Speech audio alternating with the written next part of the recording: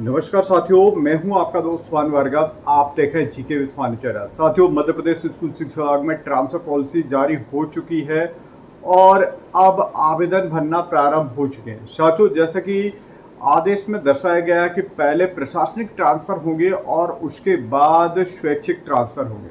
साथियों, जैसे कि हमने अपने विभिन्न वीडियो में बताया था कि इस बार बराबर मात्रा में प्रशासनिक और स्वैच्छिक ट्रांसफर होना है।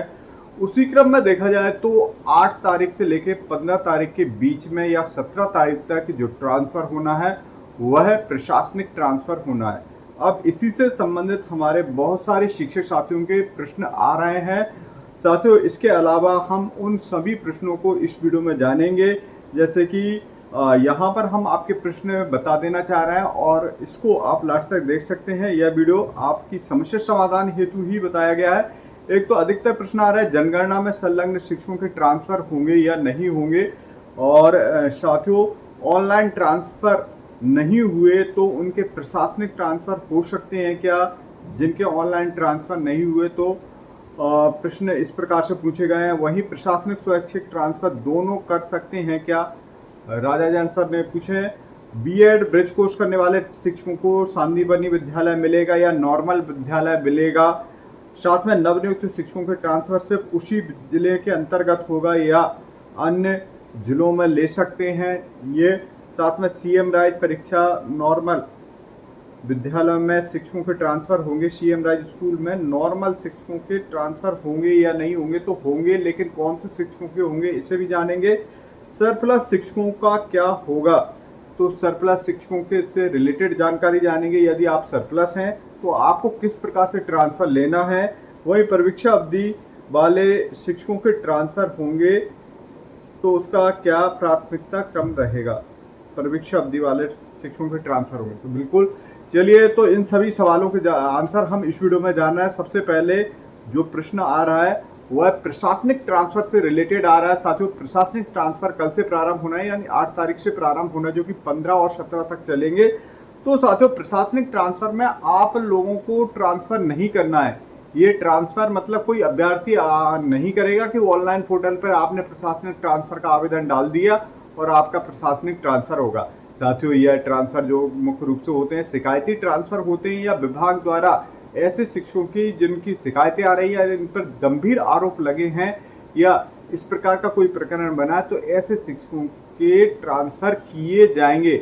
और तो ये इन पे अनुमोदन किया जाता होता संकुल प्राचार्य या उससे वरिष्ठ अधिकारी या डीडीओ लोगन या बीवीओ द्वारा वेरीफाई किए जाते हैं, तब जाकर के यह प्रशासनिक ट्रांसफर होते हैं। तो साथियों, ये ट्रांसफर होना है। उसके बाद इन शिक्षकों के ट्रांसफर होने के बाद जो पद रिक्त होगा उनकी जगह पर स्वैच्छिक ट्रांसफर होंगे। और तो ये अपडेट है। साथ में प्रशासनिक ट्रांसफर वाला जो शिक्षक है वो ये नहीं रहता है कि उसका उस स्थान पर वो चाहे कि हमारा यहाँ ट्रांसफर हो जाए, तो ये प्रशासनिक ट्रांसफर में नहीं होता है। तो चलिए साथियों, अगला प्रश्न है आपका, जनगणना में संलग्न शिक्षकों के ट्रांसफर होंगे। तो साथियों, जनगणना वाले जो शिक्षक हैं उनके ट्रांसफर होंगे। इस पॉलिसी में कहीं भी जनगणना का उल्लेख नहीं है। हम पहले भी हमारे शिक्षक साथियों को अवगत कराया था कि आप सुनिश्चित रहिएगा जनगणना वाले शिक्षक ट्रांसफर ले सकेंगे, लेकिन ट्रांसफर तो हो जाएगा, लेकिन पोर्टल पर उनकी जानकारी अपडेट है, रिलीविंग ज्वाइनिंग उनकी नहीं हो पाएगी जब तक जनगणना का पूरा कार्य वह कंप्लीट नहीं कर लेते हैं। तो ट्रांसफर आप अप्लाई कीजिएगा। हमारे शिक्षक चिंतित ना हो इसके लिए कि उनके जनगणना की वजह से उनके ट्रांसफर होंगे या फिर नहीं होंगे। तो हमारे जितने भी जो शिक्षक साथी हैं जनगणना के आवेदन करना चाहते हैं तो वह कर सकते हैं। अब साथियों, प्रशासनिक और स्वैच्छिक ट्रांसफर दोनों कर सकते हैं क्या, तो आपको समझ में आ गया होगा कि प्रशासनिक ट्रांसफर तो करना नहीं है। स्वैच्छिक ट्रांसफर जो कि 19 तारीख से प्रारंभ हो रहा है उसमें आप अप्लाई कीजिएगा। 23 तारीख तक यह ट्रांसफर होंगे। अब साथियों, अगला प्रश्न है हमारे शिक्षक साथियों का रहा, बीएड ब्रिज कोर्स वाले शिक्षकों का ट्रांसफर सांदीपनि विद्यालय या फिर नॉर्मल स्कूल में होगा। तो पहले तो हम बता देना चाह रहे हैं कि बीएड वाले शिक्षकों के ट्रांसफर नहीं होंगे, क्योंकि वह अध्ययन कर रहे हैं। अभी उनकी परीक्षा अवधि समाप्त नहीं हुई है। जब वह डीएड कर लेंगे, बीएड से उनकी नियुक्ति या तो हो गई, लेकिन उन्हें डीएड ब्रिज कोर्स करवाया जा रहा है, 6 महीने का शायद ये रहता है। और इसके बाद इन्हें जब इनका सर्टिफिकेट मिल जाएगा। फिर उसी सर्टिफिकेट के आधार पर इनकी परीक्षा अवधि समाप्त होगी, फिर उसके बाद यह ट्रांसफ़र कर सकते हैं।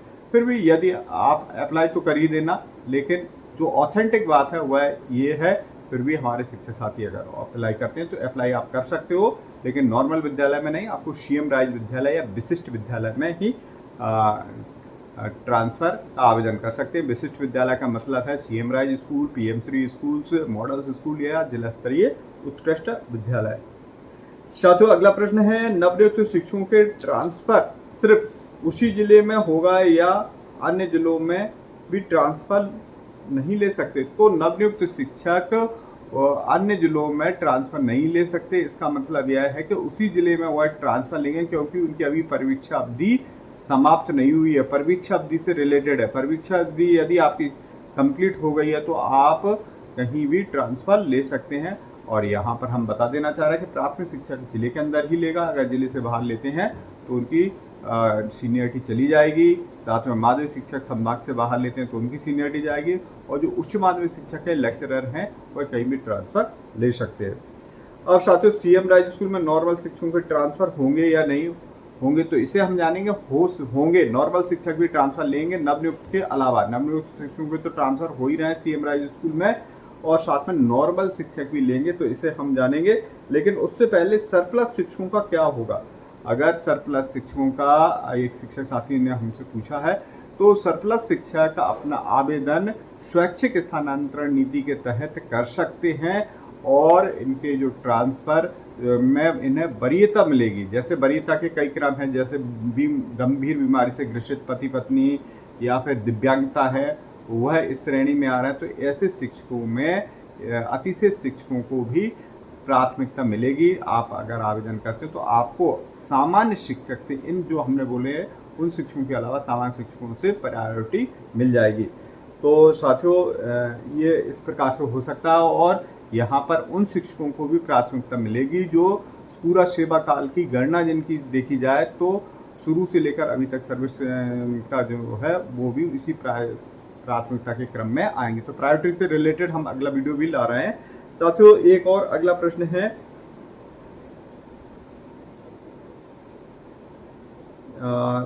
अगला प्रश्न आप सभी का है कि सीएम राइज विद्यालय या अन्य जो विद्यालय हैं, नॉर्मल विद्यालय में ट्रांसफ़र ले सकते हैं सीएम राइज स्कूल के शिक्षक? तो सीएम राइज स्कूल के शिक्षक नॉर्मल विद्यालय में ट्रांसफ़र ले सकते, कोई परेशानी की बात नहीं है। साथ में जो अन्य शिक्षक हैं वो क्या सीएम राइज विद्यालय में ट्रांसफ़र ले सकते हैं? नवनियुक्त शिक्षक नहीं है तो सीएम राइज स्कूल में आप ट्रांसफ़र ले सकते हैं, लेकिन कंडीशन यह है कि आप परीक्षा उत्तीर्ण की हो। सीएम राइज स्कूल की परीक्षा यदि आपने उत्तीर्ण की है तो आप सीएम राइज स्कूल में ट्रांसफ़र ले सकते हैं। तो साथियों, ये थी ट्रांसफ़र से संबंधित बड़ी अपडेट। आपकी क्वेरी क्या है हमें कमेंट्स कीजिएगा, इससे संबंधित हम अगला वीडियो लेकर के आएंगे आपके नाम के साथ। और साथियों, लाइव सेक्शन से भी जरूर जुड़िएगा, हमारे चैनल पर लाइव आ रही है वीडियो, जो कि आज या कल से प्रारंभ हम कर रहे हैं रात में 9 बजे। तो साथियों, मिलते हैं अगले अपडेटेड वीडियो के साथ, तब तक के लिए जय हिंद।